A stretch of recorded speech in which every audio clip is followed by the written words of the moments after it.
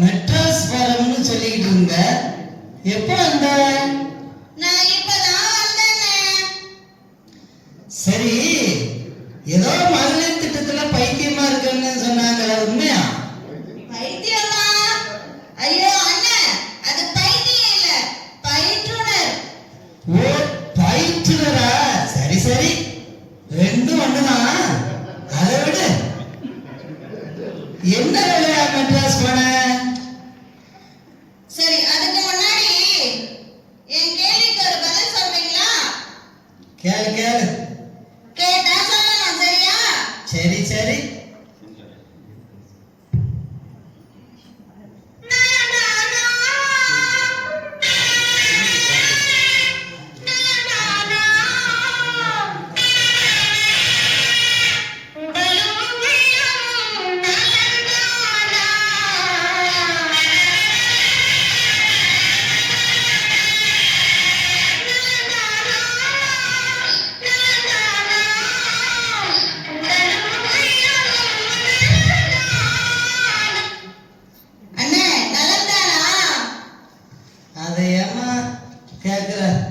நான் நல்லா தான் இருக்கேன்.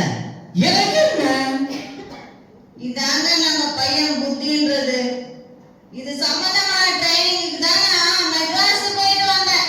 மனநலம் பயிற்சி, மனநோய் பத்தி நிறைய சொன்னாங்க. அதுக்கு தானே போயிட்டு வந்தேன். மனநோயா? மனசுக்கு நோய் வருமா? என்னமா சொல்ற? கொஞ்சம் தெளிவா சொல்லேன்.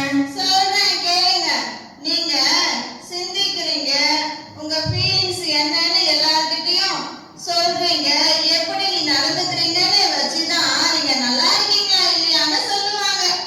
அது மட்டும் இல்லாம இந்த மனநோய் பல வகை இருக்கு. சரி, இன்னும் ஒரு கேள்வி கேட்கிறேன், பதில் சொல்றீங்களா? கேளுமா.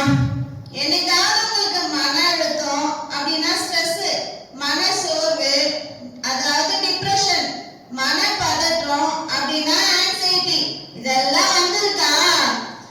அதை ஏமா கேக்குற? இதெல்லாம் எனக்கு வந்திருக்கு. அப்படியா? எப்பன்னு? கல்யாணத்துக்கு முன்னாடி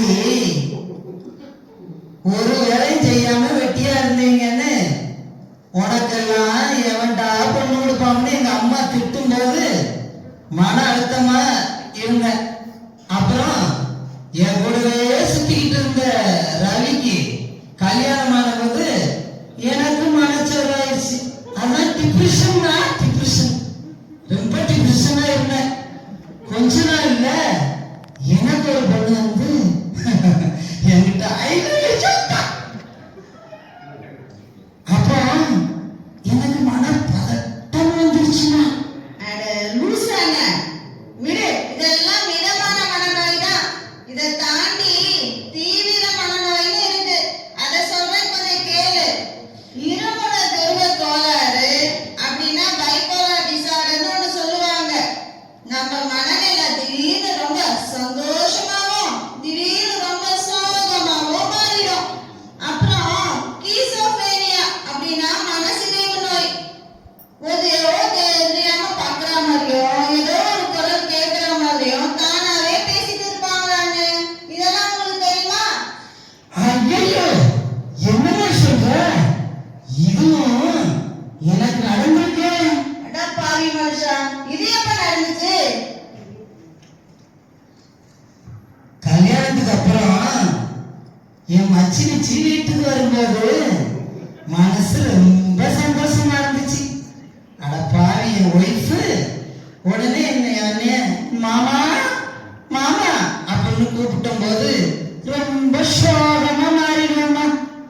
அப்புறம் செத்து போன எங்க மாமனார் வேற டெய்லி வந்து என் ரெண்டாவது பொண்ணையும் கட்டிக்கோங்க மாப்பிள்ள, கட்டிக்கோங்க மாப்பிள்ளன்னு குரல் கேட்குமாறு.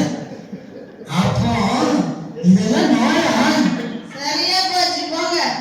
இங்க பாருங்க, இந்த மாதிரி பிரச்சனைங்க கூட வேலை செய்யறவங்களுக்கும் இருக்கு. இதை சரி பண்ண வருத்தப்படாத வாலிபர் சங்கம் மாதிரி வருத்தப்படும் வயசான சங்கம் ஒண்ணு அமைக்க போறோம். இதுக்கு எங்க டீம்லயே ஓஏபி வாங்குறவங்க நிறைய பேர் இருக்காங்க. அவங்க எல்லாரையும் கமிட்டி மெம்பரா போட்டு நம்ம திருச்சி கண்ணன் சார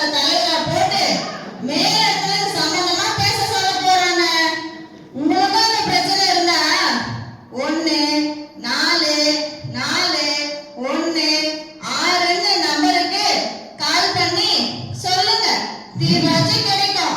அப்படி இல்லைன்னா